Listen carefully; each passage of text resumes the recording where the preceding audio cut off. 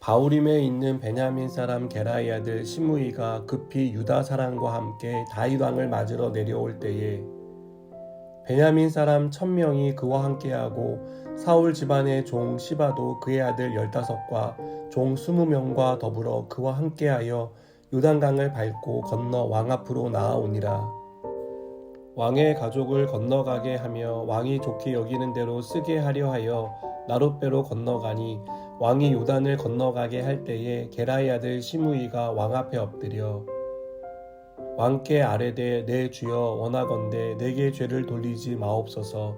내 주 왕께서 예루살렘에서 나오시던 날에 종의 패역한 일을 기억하지 마시오며 왕의 마음에 두지 마옵소서. 왕의 종 내가 범죄한 줄 아옵기에 오늘 이 요셉의 온 족속 중 내가 먼저 내려와서 내 주 왕을 영접하나이다 하니 수르야의 아들 아비새가 대답하여 이르되 시므이가 여호와의 기름 부으신 자를 저주하였으니 그로 말미암아 죽어야 마땅하지 아니하니이까 하니라. 다윗이 이르되 수르야의 아들들아 내가 너희와 무슨 상관이 있기에 너희가 오늘 나의 원수가 되느냐. 오늘 어찌하여 이스라엘 가운데에서 사람을 죽이겠느냐. 내가 오늘 이스라엘의 왕이 된 것을 내가 알지 못하리요 하고 왕이 시므이에게 이르되 내가 죽지 아니하리라 하고 그에게 맹세하니라. 사울의 손자 무비보셋이 내려와 왕을 맞으니 그는 왕이 떠난 날부터 평안히 돌아오는 날까지 그의 발을 맵시 내지 아니하며 그의 수염을 깎지 아니하며 옷을 빨지 아니하였더라. 예루살렘에서 와서 왕을 맞을 때에 왕이 그에게 물어 이르되 무비보셋이여 내가 어찌하여 나와 함께 가지 아니하였더냐 하니 대답하되 내 주 왕이여 왕의 종인 나는 다리를 절므로 내 나귀의 안장을 지워 그 위에 타고 왕과 함께 가려 하였더니 내 종이 나를 속이고 종인 나를 내 주 왕께 모함하였나이다. 내 주 왕께서는 하나님의 사자와 같으시니 왕의 처분대로 하옵소서.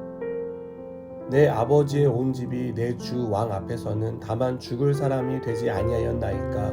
그러나 종을 왕의 상에서 음식 먹는 자 가운데 두셨사오니 내게 아직 무슨 공의가 있어서 다시 왕께 부르실 수 있사오리이까 하니라. 왕이 그에게 이르되 내가 어찌하여 또 내 일을 말하느냐. 내가 이르노니 너는 시바와 밭을 나누라 하니 무비보셋이 왕께 아뢰되 내 주 왕께서 평안히 왕궁에 돌아오시게 되었으니 그로 그 전부를 차지하게 하옵소서 하니라. 아멘. 성경을 읽다 보면 별로 중요해 보이지 않던 인물이 예상 외에 교훈을 줄 때가 있습니다. 오늘 본문에 나오는 시므이가 바로 그런 사람입니다.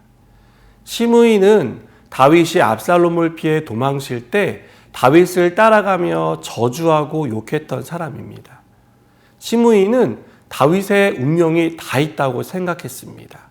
그래서 할 수 있는 한 최대한의 모욕과 저주를 퍼부었습니다.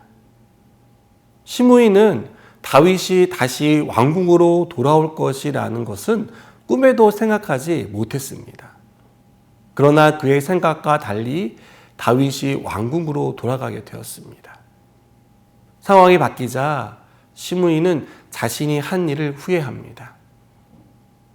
16절을 보니까 시므이가 급히 유다 사람과 함께 다윗 왕을 맞으러 내려왔다라고 말합니다.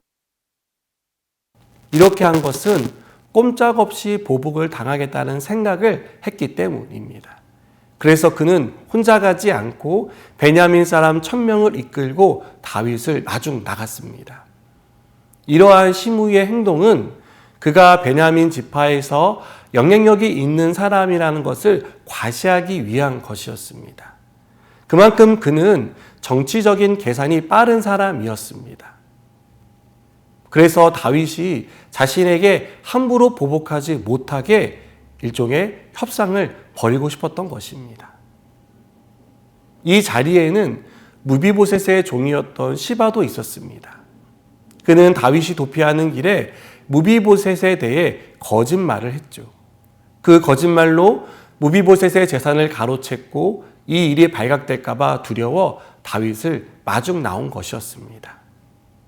여러분, 우리는 시므이와 시바가 가진 공통점을 발견하게 됩니다. 이들의 공통점은요, 지조가 없다는 것입니다. 그리고 철저히 자기 이익에 따라 움직이는 사람이라는 것입니다. 우리는 이런 사람을 가리켜 기회주의자라고 말합니다.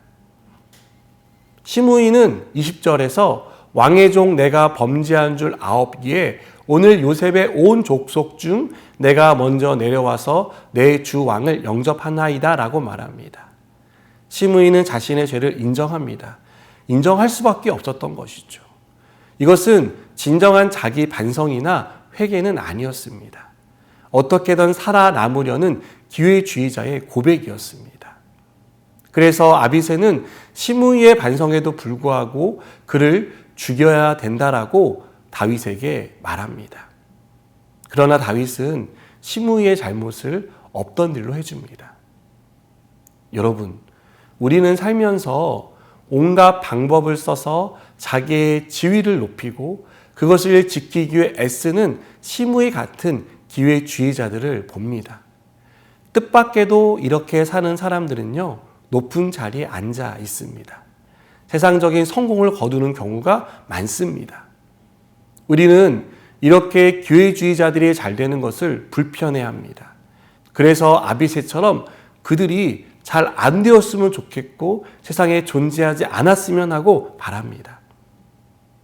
하지만 오늘 우리가 이 말씀을 통해 배워야 할 교훈은요, 다윗이 시므이에게 보여준 용서와 관용의 마음입니다. 다윗 역시 정치적인 것을 전혀 고려하지 않은 결정은 아니었습니다. 그러나 시므이의 잘못에도 불구하고 그를 살려준 것은 용서와 관용의 마음이 있었기 때문입니다. 저는 이것이 다윗이 많은 허물과 죄악에도 불구하고 하나님께 받은 용서와 은혜에서 나온 것이라고 믿습니다. 또 나의 억울함은 내가 스스로 해결하는 것이 아니라 하나님이 반드시 갚아주신다는 믿음의 경험에서 나온 결정이라고 믿습니다.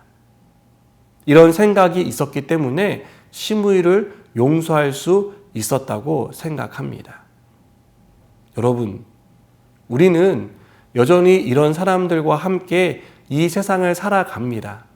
그들을 볼 때마다 마음에 분노가 끓어오르고 그들이 없었으면 하는 생각을 하게 됩니다. 하지만 반대로 그들을 용서할 수 있는 마음과 그들에게 은혜를 베풀 수 있는 사람이 된다면 그런 우리의 행동으로 인해 세상이 변화되지 않을까요? 저는 우리의 삶이 세상을 그렇게 변화시킬 것이라고 믿습니다. 여러분, 힘들고 어려운 일이겠지만 우리가 그들을 향해 기꺼이 용서하고 하나님이 주신 은혜를 베풀 줄 아는 그런 사람이 되었으면 좋겠습니다. 기도하시겠습니다.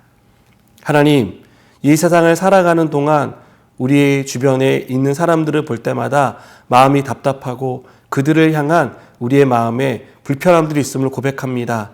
그러나 그것을 불편함으로만 남기지 않고 기꺼이 용서하고 은혜를 베풀 줄 아는 그런 사람이 될 수 있도록 우리를 붙들어 주시옵소서. 예수님의 이름으로 기도드립니다. 아멘.